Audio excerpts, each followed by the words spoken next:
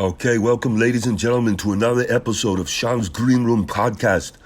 Please remember, this is not a comedy show. However, it is a show about the comedy business, okay? Where we attempt to pull back the magical veil on the comedy brick wall, giving you, the listeners, an opportunity to hear the real stories from the artist and the industry itself directly. Your podcast host has been in the comedy club business for nearly 2 decades, that's right. And he has worked with comedians like Ralphie May, now he's a big boy, Joe Rogan, he's tough here, Kevin Hart, Russell Peters. Please welcome, okay, your host, Sean Traynor. Do it! Okay, this stand-up comedian has been on Comedy Central, True TV, Showtime, and HBO, Def Comedy Jam. Ladies and gentlemen, please welcome Mr. Ali SIDDIQ. Get to the chopper, do it! Well, welcome out, ladies and gentlemen. This is the podcast called Sean's Green Room. It's all about behind the scenes of the comedy circuit. And ladies and gents, my guest today, Mr. Ali SIDDIQ. Hello, Ali. How are you, sir? That was very formal. Yeah, thank you. I've introed a few hundred shows in my life, and the comedians in the back, ladies and gentlemen, give it up. And then it's just everybody staring at me like, it's a Tuesday. There's 9 people in here. Why the hell is he shouting? It's very formal. Thank you, ladies and gentlemen, for having me in Sean's Green Room. They're very happy that everybody's here. They're excited. Well, Mr. SIDDIQ, obviously we talked about the show. Wanted to bring you in as a guest because your experience in the entertainment business, and I think the listeners would like to find out your point of view. 21 years. 21 years. Yep, 21 You got years. started when you were what, 2? Is you Nah, 23? Actually, I started at 25. Wow. Yeah. That's impressive. You got me beat. I'm at 19. 21 years. So 21 years. Okay, so where did it all start? At this comedy club, Just Joking Comedy Cafe on Richmond in Houston, Texas. Okay. I started on an Apollo night to where they were not just telling jokes. It was rappers, poets, jugglers, flamethrowers, like America's Got Talent. Yeah, it sounds like a variety show. Yeah, I went on right after the person blew fire, murdered. Well, Yeah. maybe he murdered. And the uniqueness of it was multiple universities in one space. It was Rice, University of Houston, Prairie View, and Texas Southern, all in one place, coming to see their friends perform or whatnot. And they were amped to boo. That was like it took, singers start singing gospel songs not to get booed, and then it's like they caught on to it all at once, and they would boo your gospel song, like, oh, you in here booing No way. God? Wow. Oh my! Did you get booed? Did you ever get a booing? No, the thing was, my very first time, I got adapted to knowing observational skills. You got to definitely have your observational skills together. I had on a suit. It's a college crowd, and I didn't get booed because I didn't say anything. They just booed my suit, and that hurts. I think that kind of hurts a little worse. It's like I walked on, and they was like, "Oh, he dressed up, boo!" And so they booed for like a couple of minutes, and then I walked off. It's like because they didn't give me. They were just booing and waving off the stage. Like, so I waited 2 weeks. Okay. Hopefully, kids don't have a good attention span. So I waited 2 weeks, and I came back. Did you wear the same thing? No, I had on jeans and a t-shirt. Okay. And I went on, I did well, and then I came back the next week, did well again. I came back the 3rd week. And then by the 4th week, people were, as soon as I walked in, they was like, yo, man, you going up? And I was like, yeah. And then a month after that, I became the host of the night for a year and a half. Look at you, like right into the show business. You just walk in the door, the bad suit on, come back. Now, it was actually a nice suit because I worked at a men's apparel store, and the fact that I had on the suit was just too much. It's like they had just left class, and now their college professor walks on stage. You're like, nope, boo. Nope, boo.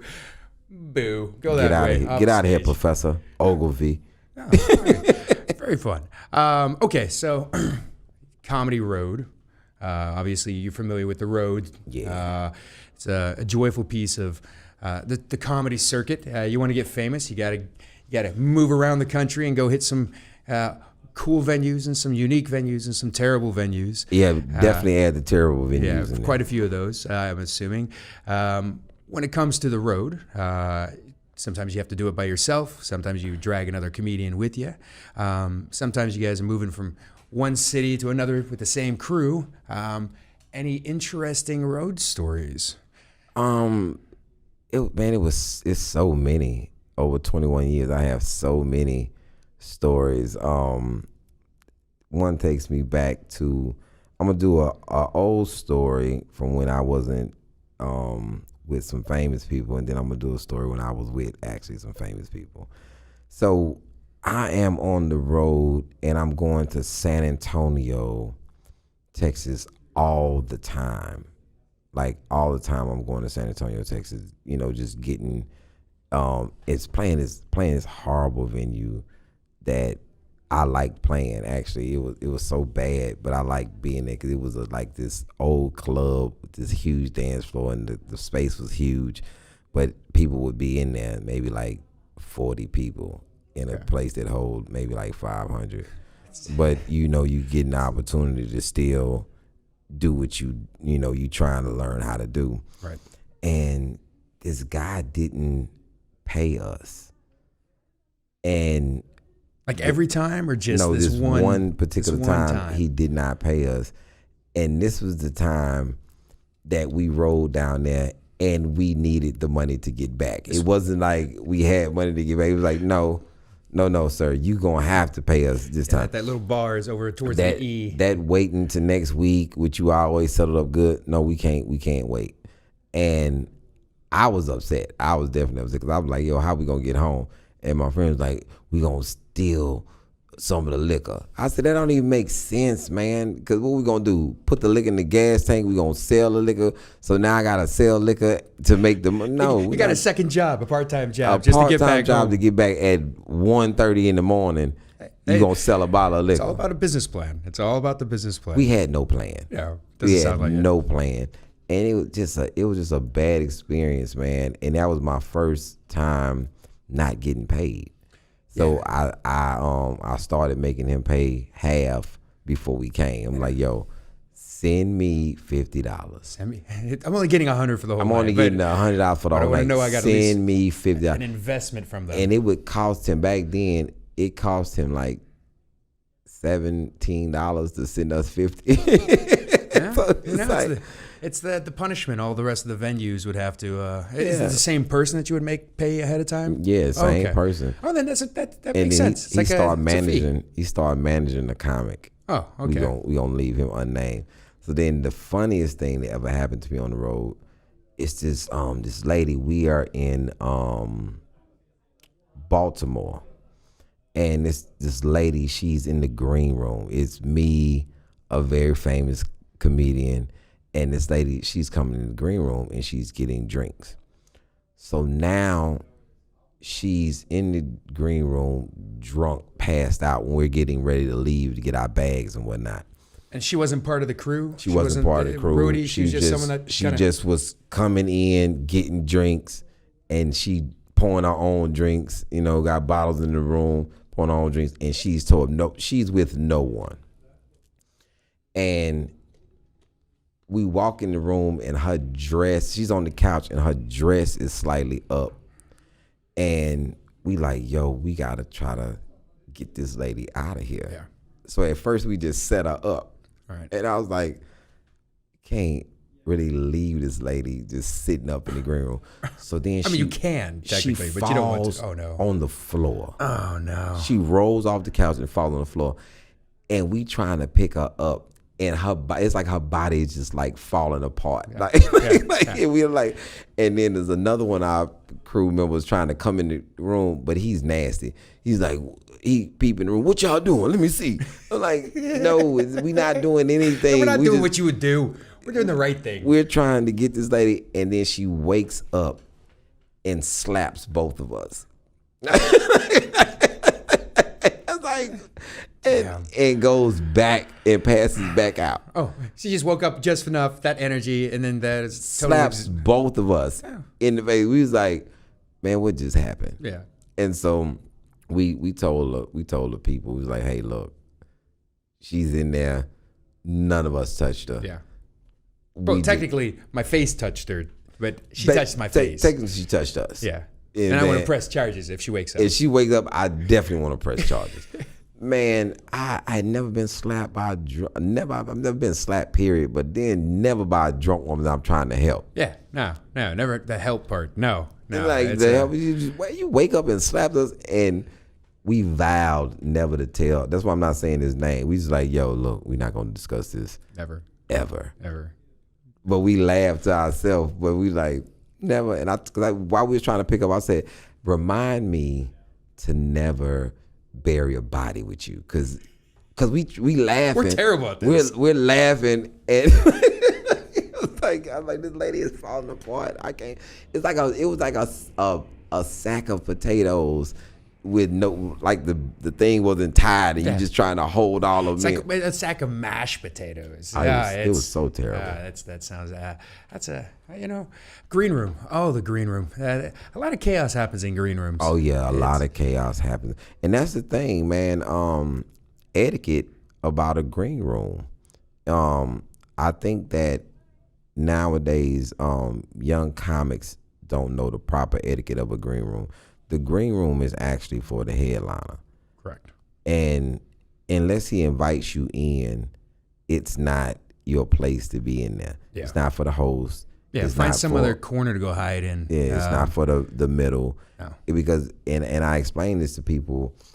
2 stories. Dick Gregory sleeps in the green room before every show. Okay. When he was alive. Rest in peace. So are you gonna be running in and out of the door of the green room or having people in there and Dick Gregory's in there asleep? No. You never even gonna go in. No. So I come into town one Friday, and Damon Wayans, he wants a different middle than what he had. So the improv called me and asked me what I middle for Damon. I'm like, well, I just got in town, cool. I come do the gig. And and this is my home club in Houston. Right. This is my home. I never went into the green room until Sunday after the show, and his son-in-law came and he said, Damon wants to talk to you. Right. He wants you to come into the green room. And as soon as I came in, he's like, man, why you never came in here? I said, this is not my space. This is my home club, but this is your space. This is your home for this weekend. So I don't know what you're in here doing. You could be doing anything. It's not my business. I mean, I've been going into the green room for years, and every time I walk up to that green room, knock. Hey, sorry. I let them open the door. Hey, sorry to interrupt. Can I get you anything? How much time you doing? Okay, well, I'm gonna leave. I get out. There's I can't. It's crazy how comedians don't understand that, and then they just hop in there and they literally take it over. And I've seen headliners, not dropping names, but headliners literally get in fights with people about that's their space. They open up the fridge, they're pulling out waters. It's like, hey man, that's my water. I asked for Perrier, and I wanted the ones with the glass. And now you're drinking my Perrier in a glass. Yeah. It's.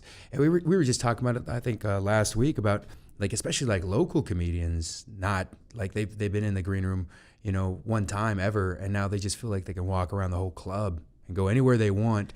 And yeah, you're exactly right. The etiquette, man. Yeah, I don't like people in the green room until I get in there, because I have a fruit tray, a vegetable tray, which I like covered, and a lot of times, sometimes they didn't cover it. And I don't want you breathing all over my food, and eating something that was definitely for me. And then you wash your hands after you went to the bathroom. Why are you touching my cheese? And that's another thing, man. The bathroom. People go in the bathroom and won't flush the toilet. I'm like, yo, I don't want anybody in there. Yeah. And dude's like, well, I came in town. It doesn't matter that you came in town. There's a public one out front, you nasty bastard. Yeah, go up in the front. Yeah. It, like I don't understand. You know, people have different home training, and so I tend to, if I don't know you, I pretty much don't want you in the green room with me. Makes sense. And if somebody who I'm bringing with me, then they fine. And if anything go wrong, I tell them, hey man, what you doing? But So you do got a couple people with you this weekend. Are you going to let them in the green room, or should I have my security have a little VIP guy standing out front, just looking? No, I know. No, Ali. Man, I don't see your name anywhere on this list. Yeah, I know them guys. Oh, okay. But sometimes, you have obligations. The club I have booked somebody. It's another branch. They book the features, and we go through pulling teeth with them. Like, it's certain people that all of a sudden everybody has a prison story now. Crazy. Like, all of a sudden, like, they never been to jail, but they have prison stories. So some features I don't want to go up in front of me because you telling stories that's not true to your life. Right. You don't know anything about prison. It's like you just going out stepping on material. Do you think they're doing that because of you and because of your past, or is it because they're trying to get this audience to like you like them as much as they're going to love you? Yeah, I mean, you're a really funny comic, so it's I can imagine being in front of you. It's kind of like, oh man, I gotta impress Ali. This guy. I think it's both. Yeah. I Okay. think it's a little bit of both, but I never did that. I was the feature for DL for about 4 or 5 years, and I didn't try to be extra political because I knew he was political. Right. It's smart. It's like you have to know the comic that you performing with. Right. It's an etiquette thing. If they're talking about something, and then I'm not gonna do a lot of topical things. I'm not gonna do everything in the news when I know it's somebody else that watches the news. Right. Just like we talked about earlier, I don't do crowd work if I know it's a person that does crowd work, and then I'm not gonna give you an invitation to talk.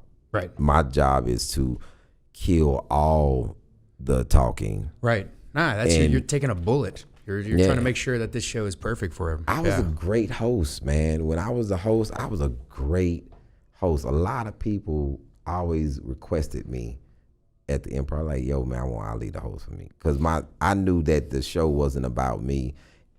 I'm a facilitator. Right. And my job is to get the crowd warm and bring up the middle. And if the middle doesn't increase it, then it's my job to increase it and then bring you up to the highest energy I can get you up to. Very true. Yeah. I'm not trying to outshine the headliner. I'm not trying to be the spotlight. I'm just trying to do my job and get in and get out. Right. No, and then I think you nailed it. So I always look at it, the host as like a train conductor for the show is the train, and we want this thing just moving, like just be a good MC. Like, get in there, get that train moving, make sure the thing is just hauling ass, and then by the end of the show, it's you've arrived at your destination. Yeah. Anybody want to talk to me. I'm gonna tell you I don't want to talk, and then I'm gonna keep it moving. I'm gonna tell you, tip your wait staff. I'm gonna do the announcements, and I'm bringing up who you came to see. Nice. Do you ever do like an announcement, like a club's like, we want you to announce this, and it's like the most ridiculous thing you could possibly imagine. Like, we really want you to talk about our pickle spears. We really want to move this. Any kind of crazy crap they've ever asked? I used to be upset when they would ask. They give me this formal index card of, we want you to say this. Well, let me spruce it up because I'm a comic. Yeah, right? I write, and clearly you don't. And clearly this is boring. So I'm gonna start talking, and then I'm gonna bring up. So you like pickles. Speaking of pickles, the club is selling pickles. Some of the most awesome pickles that you amazing pickles. Is that and I'm gonna slide it in there, but I'm not gonna do it. All the information on this index card will be said, but not in this order. Yeah. No, it's funny. I try not to make the comedians have a crazy, tip the wait staff, come back to see other comics. I think it's like I suppose if there's something I was really trying to push, I would, but our customers are going to do what they're going to do, you know, and like selling merch, you know, like you guys bring merch. You do merch? I don't do merch because a lot of my stuff is on the internet. They can, you know, purchase my albums or a T-shirt at my website or whatnot. But that's another thing. That's a thing that you should ask the headliner if you can sell merch. Right. You know, I've been in positions where everybody had a table out there. Right. Now it's like a flea market after the show. It's like a flea market. And I saw Bruce one time. I've seen him several times, but he started selling his merch inside the showroom from the stage. So people never even left. Yeah. So by the time they got out to you, they got what they actually wanted. Nah, he's like a pro. Yeah, he's up there smiling, taking pictures. Yeah, him and John, Witherspoon and DL. Right. DL. Oh yeah, no, those guys have mastered the merch business. Yes, they put the ticket price and the picture in one. You can tell you got a band, a wristband. Yeah. Oh, these are the people who are taking pictures. Everyone else, get out of here. Yeah. Scram, poor people without extra money to spend at my performing show. Okay, so when it comes to the comedy club circuit, being in the hometown of Houston, what is your impression upon comedians and loyalty to a club? You know, I look at it as I want a comedian to go up as much as possible. Okay, if that means you're hitting, you know, the yucks down the street, or, you know, this hole in the wall, or, you know, my club, or even big arenas. Bottom line is I want you to progress and become a better comedian. But occasionally I'm trying to work on building somebody. Okay, I see that you're super talented, and I see that you're working hard trying to become something, and then I try to push you as one of my kids, one of my guys, and then sometimes I'll see them, they'll headline my place, and like 3 weeks later, 4 weeks later, they're headlining one of these competitions, and it's like, I don't have a problem when you're on a show, but like, at what point should there be a loyalty back to the person who helps you, wants to open the doors for you, sees your talent in the raw form? How do you feel about that as a comedian? Because you're now a successful comedian, and you're still based out of Texas, which is crazy. Yeah, based in Houston. Yeah. So I take it to my relationship with the Houston Improv. I'm pretty loyal to the Houston Improv. They knew that I was doing a lot of stuff in the city before they came into the city. I was, you know, before Spellbinders. Right. And all That's the club that we took over when we turned it into the. And so I was doing all these other spots, but I have a show, the Jive Turkeys, that I've been doing for 13 years. This is the 13th year that we do our show at the Improv. It started at the Improv. We keep it at the Improv. It's never been any place else. And then I didn't play any other clubs. Like I just didn't. In town, I wouldn't play the Joke Joint. I wasn't playing anything that wasn't the A market. Right. So it's like I came to the Improv after taking a step back from what we call the Chitlin circuit, and I made a home there. So I pretty much stayed at the Improv. Right. Even when it was things that I didn't like, as far as, you know, they maybe, let me not say I didn't like at the time, and then I started to understand the business later. Right. You know, and then I started worrying about the brand of the club. Okay. Which I was very invested in who they were allowing to have shows in the city. Okay. So you were actually re-interviewing the club. It was like, you can't have me and then these B-list comics. Right. Because people think it's the same. It's people thinking, oh, you gonna be here. Right. And I'm like, no, I'm not. And then people would mirror things that I was doing. You know, you think it'd be flattering, but it's insulting on so many. Like, be creative on your own. Yeah. Like, you know, this is the format I got for this thing. Why are you still in my format, the man? reason why I was like that, because I felt like the improv is the epitome of what people want to be at. I would think So so. when you start doing these Crap shows. Just say it. gumbo shows with everybody trash. on it, and people would start saying they headline the improv. Yeah. And I was like, no, you don't. Yeah. But it's hard to explain Yeah. to people. No, you were on An open mic or basically you was the closer on a junk show. yeah. And then people would really, it's the same. I'm like, nah, it's not the same, man. It's like a guy hit me the other day. He said that he was recording a special at this high school. And I said, my response was, what's the network? He's like, it's no network. Yeah, you should have caught on when he said he's filming his special at a high school. Like you can't even do like a community college. It had to be in my mind, people film specials a lot of places, never know what the network is trying to sell. Hey, But is it a special or is it a recording? Yeah, it sounds like a recording. You're recording Yeah. at a high school. It's not a special. Yeah. So I guess Chappelle put out a Netflix special. Right. And then your special is carried by who? Yeah. Well, we doing it independent so we can own everything. Like, but that's not a special. It's like a TikTok account. You get 6 seconds of a joke through this high school play, aka my special. It bothers me sometimes with these off night shows.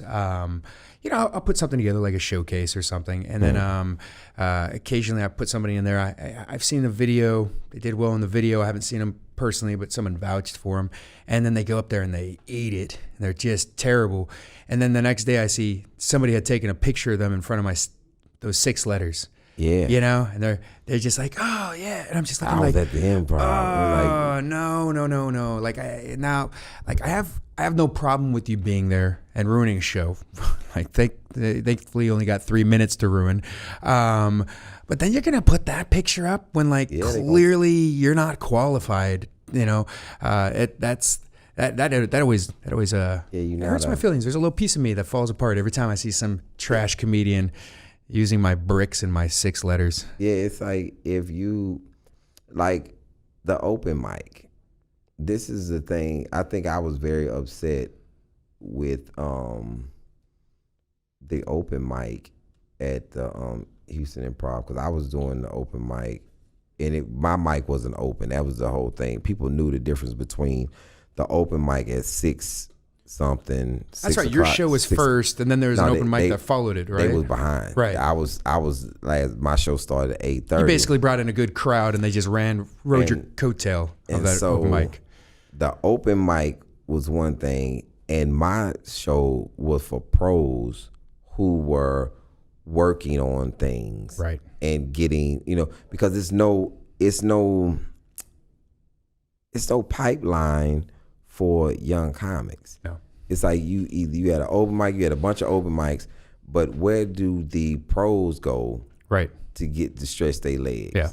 And it's impossible to go to an open mic with all these people listening and writing down what you're saying, and it's no actual audience. It's just a whole bunch of comedians in the audience. So I wanted to bring in an audience, and people were coming. The pros were coming, Dave Lawson and Bryson Brown, all these different. And then I'm bringing guys into town that trying to work on an act. So what kind of time do you give these guys? 15 minutes. Yeah, see that's the thing. Like open mics, you're generally going to get somewhere between 3 to 5 minutes. Yeah. Okay, and you try to bump. When it comes down to you, the pros, I mean, you guys still have to work on your material, and that's having enough time that. Hey, I know you're solid. I have you could mess around for 12 minutes. It's still funnier than any open micer. Yeah. But how do you have that stage time? Because you can't do it with an open mic. Running around town trying to hit 3 or 4 of them with 3-minute set. You're barely able to scratch one little joke. And giving them 15 minutes.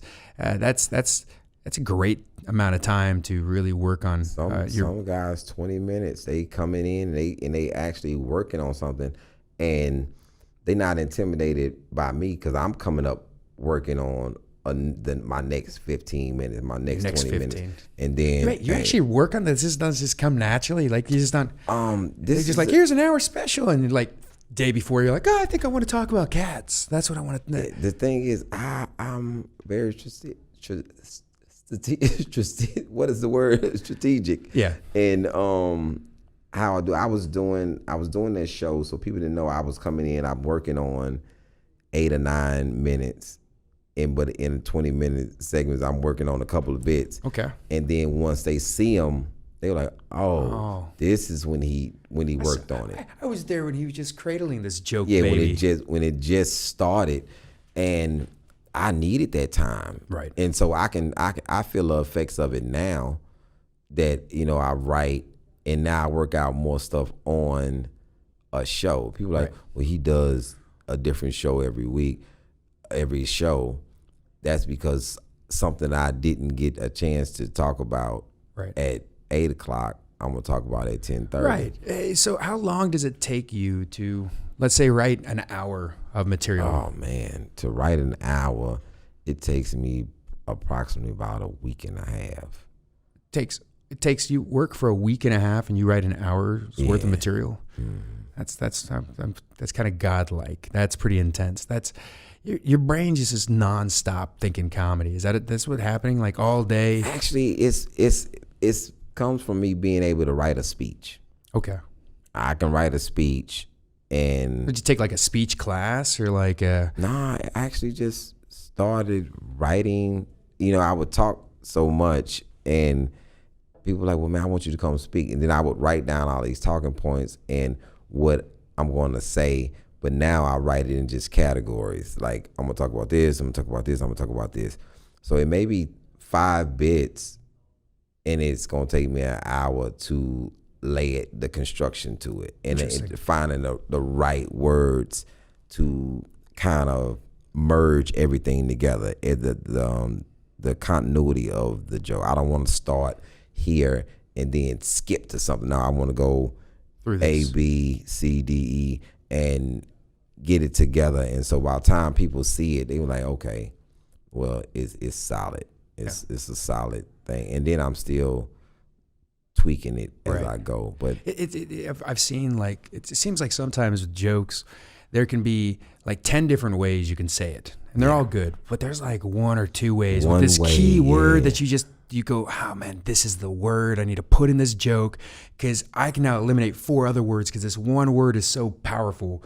It tells a story by itself. Do you find like yourself that the refinement is probably the beauty of the art? Yeah, going through it is definitely the beauty of the craft. And then it definitely helps when you in a room with pros and you come off and you're like, yo man, if you add the word this to that, you like, that's what I was missing. I felt it there. So comedy buddies, okay. Yeah.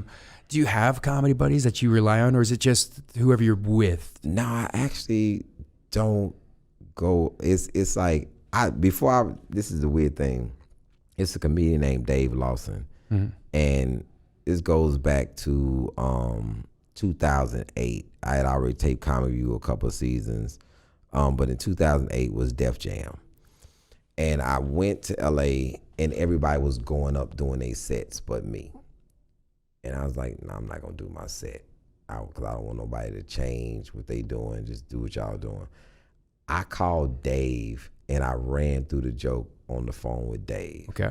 And that was in 2008. So every time I've taped since 2008, I've always called Dave. Oh, call him Davey. Right before the show. And I'm like, yo, Dave, I need to run through this joke. And when I was on Bring the Funny on NBC. Which was really good. Thank you. That appreciate it. And I called Dave the last, I called him every show, but the last bit, it wasn't coming together because it's a 15-minute joke that I'm trying to mash down to 2 minutes and 30 seconds. Sucking fat out of that joke. I'm like, Dave, it's just not coming together. And Dave is here. The Giants are playing the Cowboys. So he's here. He's like, yo, he had like 7 minutes to talk to me, and I was losing my mind. He was like, and then Dave just said, well, let me get to this point first. you just naturally funny. Just know whatever you gonna say is gonna be great. I didn't get it until I walked out on stage, and then I knew what I was gonna say. He said, you just gonna rise to the cake, because we couldn't go through it like we normally would, because it just, everything he said just wasn't working. I was like, nah, not saying that one. And then when I walked out and said, listen to me, because I'm grown, and that brought it gave it the pace that it needed.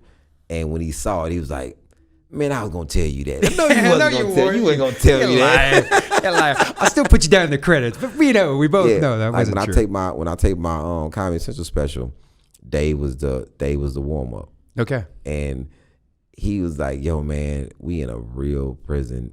Is it safe? I'm like, Dave, they have $1 million worth of lights. Yeah. Do you think it's not safe, Dave? He's like, we're good. He's like, we pretty good. We're Dave. pretty good. And it's that guy with the baton, he knows how to use it. Yeah, it was it's an experience, with your comedy friends. But I have people that my dude Black Phil is the facilitator of all random nonsense, that he'll call me and he knows just to tell me what it is, and I have it from there. Right. He's like, yo, man, do you know some baboons escaped from a biomedical research center in San Antonio? And all I said was, what? And once he sent it to me and I read the article, and then he see the joke later, he was like, yeah, I gave it. I inspired that whole piece there. Yeah, just like with Bring the Funny, I did the bit about China making people taller. Mm-hmm. That was a field article. Oh, really? Yep. All and then the Japanese people putting people in coffins when they disgruntled at work. Another field article. And he's like, when he sees the finished product, he was like, yo, man, you are a master. All I do is give you the article. Right. I don't tell you nothing. I just send you an article. He smells the funny in this. Yeah. And he's like, man, Ali needs this. I'm just gonna send this over and let's see what he can create. And see what we talk about and we go through it, and some he just sends me the article, and then he'll see it and he's like, yo, man, I don't know what goes through your mind and how you shift through this article and find the right beats to it. I said, but I'm more of a comic that give information, and it's very challenging. Like, a lot of people challenge me at shows. That's not true. And I'm like, Google it. Yeah. That's the best kind of funny, when it is true, and it's so just, like, sometimes you see stuff in the real world and it is so insane that it couldn't even be written into a script. Like you just go like, ow. Man, tell me more about this, because I can't believe this really happened. And then people think that you're going to say one thing and your topic is not even like as soon as you mention Trump, people go, oh my God, it's going to be this. But they don't understand how my mind works. I'm like, trust me, this is not. It's not a Trump joke. This is not political as you think. Phil had sent me this article about, it was an actual Trump speech. I watched the whole speech. And what tickled me to death, he called me back. He said, did you see it? I said, are you talking about his wife being right next to him? And he kept saying that she wanted to be there so bad. Mm-hmm. And she was literally standing right next to him. And he kept saying, she really wanted to be here. Oh, it's unfortunate she's not here. And she started rocking. Like just trying to catch him out the pool. Like, can you please stop saying? And he looked and was like, oh. I was like, I said, I died, Phil. Because I am talking out of my ass. It's like it's going to be great. Number one wife. She's here. Like she wants, because he was emphasizing. My wife wants to be here so bad. And I was like, wait a minute, is that not his Which wife? Is that his daughter? Like, I don't know. Like, I know. Weird. What his wife looks like. Is that not his wife next to him? And he was like, and I was like, and he says that he does not drink. And I'm like, I don't believe it. Yeah, he didn't say he doesn't eat car batteries or burns out something crazy. And Phil just wanted to know, did I see what he saw? I was like, it's like, remember when Obama was doing the speech and the dude was back there doing sign language that didn't make sense. And I was sitting there like, wait a minute, that's not right. Yeah. I know a little sign language. Right. That clearly wasn't anything close to what that guy and people thought I was playing. And then it came out that it was a fake. I was like, I never get the credit for being right. I'm like, I told y'all that what that man was doing was bogus. So do you know any sign language? Yeah, I know a little bit. So I learned it a long time ago in college. And I found myself recently, I was at a restaurant and I was watching this mom and daughter talk in sign language. I'm totally eavesdropping and I don't even think about it. And then my girlfriend's like, what are they talking about? I'm like, yeah, she caught her husband cheating. She's talking to her mom about getting a divorce. And then I look back at my girlfriend like, she's looking at me like, you're not supposed to be listening to this conversation. And I was like, you know what? I'm watching this conversation. It's not my fault. Put a sheet over the two of you. Make a tent or something if you don't want me eavesdropping. I actually, I'm at some point I'm gonna actually get into the things that I want to do with these clubs because I have a lot of diverse shows that I want to do, and I don't know. Sometimes I'm not comfortable calling the club beforehand and saying, "Hey, this is the show that I want to do on Thursday." Now I'm getting into my shows being 16 and up, the first show, and I want to bring families in and do my show. But I also have a hearing impaired show, where I get two signers to come. Yeah. And because it's a whole nother world. That audience of people with that hearing, they don't get these kind of experience. Now, ADA rules say if they show up to a show, we have to bring somebody in to sign. Mm-hmm. But actually marketing the show to them, I think that's beautiful. And I feel like we should have talked about this prior to today. So we'll do it. I gotta get my shit together. Like I gotta get it. Man, we're gonna fill it up with 16-year-olds. We'll do it next year. Good. When I come, because I definitely want the Thursday show to be the hearing impaired for the deaf. Because I remember when I did the first one in Houston, and this guy came up to me in tears. He was like, "Yo, man, I've been married for 20 years. This is the first time me and my wife has ever been at a comedy club or entertainment venue together." Okay. And he was so appreciative that I did the show that he didn't have to explain anything. It was a lady signing. I'm doing my show, and I don't mess with the signers at all. I'm just doing my show, and I said I learned that it's hearing impaired, hard of hearing, and deaf. Right. And I said, well, I'm one of the three. I said, every time my kids ask me for money, I'm definitely hard of hearing. I'm like, huh? What? You said you need money for what? It's strange. I can't hear you. Strange. It's a weird thing. The ringing. It's a weird thing. I can't hear you. You ask for more than $10. I can't hear. That's right. Yeah. So it's a big thing to me to try to merge people together. It's something that the beauty of live entertainment is that this is a once in a lifetime show. I mean, it's never going to be the exact same show. Now, some comedians do the exact same literally verbatim for 15, 20 years. And you're like, man, like the first time you see him, you go, God, that guy's great. 10 years later, you go, does he need a pen? Like, is he not? How as a comic, are you not wanting to change? Like, you have a joke, I assume, that people laugh at and they love, and you fucking hate it. You hate this joke because it's just, but how do these guys do it for 10, 15 years without changing their shit, man?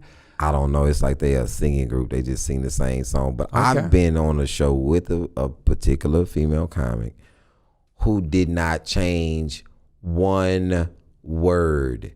Like, you can tell at 7:10 she's going to say "the." No, she said it "the" at 7:10 yesterday. She could just record it the first show and lip sync it the second show. And I'm talking about, and it's just the same show like you didn't even come out and say hey to how y'all doing different. It's like the same. It's like I was like, Yo, man, do y'all know how irritated I am listening to the same exact? I'm talking. It's exactly. And then you got a customer. They come, and then they want to come back and see you, and they see the exact same show. The exact same it's show. like, man, you're ruining like the opportunity for your future fans. You know, or the opportunity to create something in the moment. Right. There's something that didn't happen at Friday's first show. Right. I was on you. Oh, it was excruciating, and I had never seen that before, and then I started seeing it more. Maybe I wasn't paying attention to the exact same show. I was like, wow, the exact same. You want to drink at the same level. It was just the routine, but then I had to realize that person didn't have any more than that. Yeah. No, that's half the problem. No, they didn't have anything else other than that. That's why, you know. Get it. Okay, so before we wrap, literally we're gonna wrap together. No, before we wrap the show, what was the first joke you did that people laughed and you realized you were a comedian? Very first joke was about at the time my wife being pregnant. Okay. And she changed my name. Like anytime she said motherfucker, I knew she was talking about me.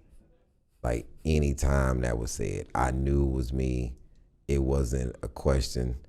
And I said that she said, because this is all true, she's like, walked into the room, was like, motherfucker, you knew I was thirsty. I was like, how? I'm in a whole different room. It's like pregnancy is the worst. Right. Like I was never baby for those 42 weeks. Mm-mm. It's like she definitely changed my name. Yeah. And so now when random people say it, I just, what? You talking to me? No, I'm sorry. It burned to me. Thought you was talking to me. Yeah. It's a pregnancy. How you really enunciated the motherfucker.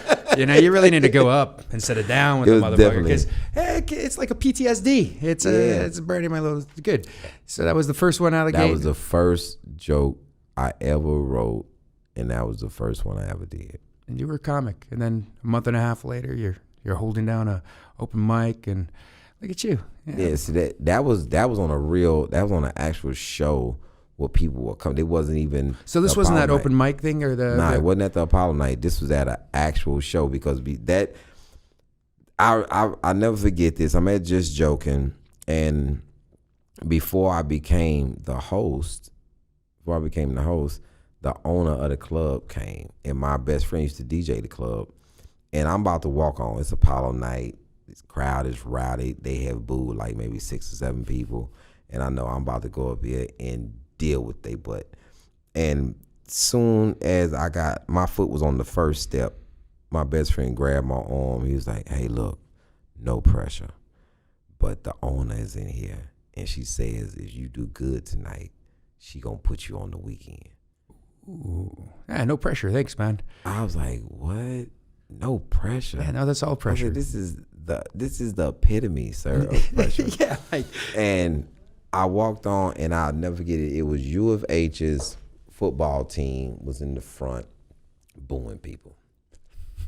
And I said to this dude, I said, hey, man, I know why you booing, because you want to be on the field practicing, because you like placing your hand. What you the quarterback, you like placing your hand on the bottom of men's balls. Yep. I said, and the room just blew up, and so I did my little 5 minutes, and I came off. She was like, be here at 8:00, no later. And once again, watch this.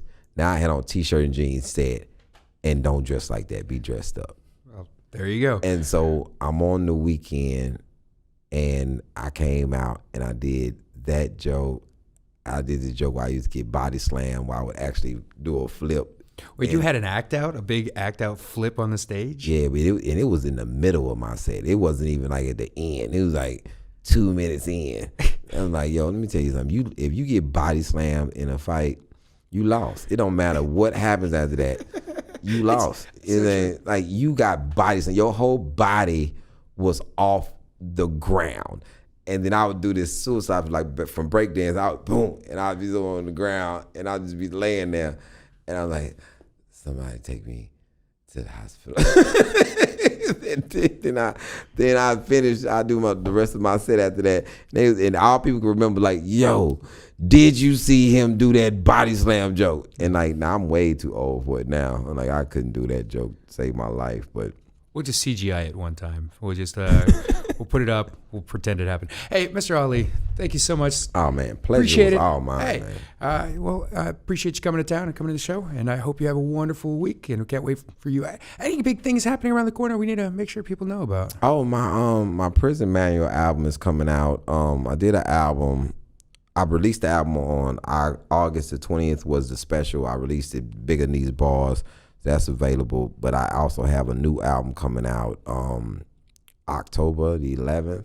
Oh, right around the corner. Yeah, I recorded it in DC at the DC Improv. Okay.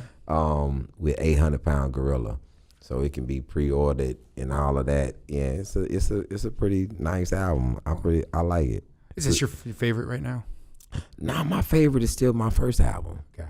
Like this would be album number 6. You know, I did Damage. First album is called Talking Loud, Saying Something. Then I did Enjoy Your Life. Then I did Freedom of Speech. Then I did Damaged Goods. Then we released Bigger Than These Balls. And now the Prison Manual was album number 6. Good. And I know I'm forgetting the album somewhere up in there, but it's one of my favorite stories on there about being locked up with Dexter Manley from the Washington Redskins. Okay. That's a tease. It's like download it, kids. We literally tape 5 shows because I'm doing the weekend and we tape 5 shows. And every time I would come off stage, the producer, the guy recording it, and my road manager would be like, you know you didn't do the Dexter Manley story. I'm like, damn it. Oh man. And then I would go do another show. As soon as I come off, you know you didn't do the Dexter Manley story. And it's like I can see the set list. Right. And it's the only joke that's not scratched off. Bolded, highlighted. The last show. The last attempt. I walked out and that was the first joke that I did was Dexter You're not Manley. forgetting it. I was like, I'm not forgetting it at all. Matter of fact, I'm going to do it twice in this one show, just so that's my 2 takes. Yeah, man, it was. I was like, why could I not get this story out? Because I'll be doing other stuff and just forgetting it, and so we ended up with a lot. I could after we finished, the producer said, you know, we have enough for 2 albums.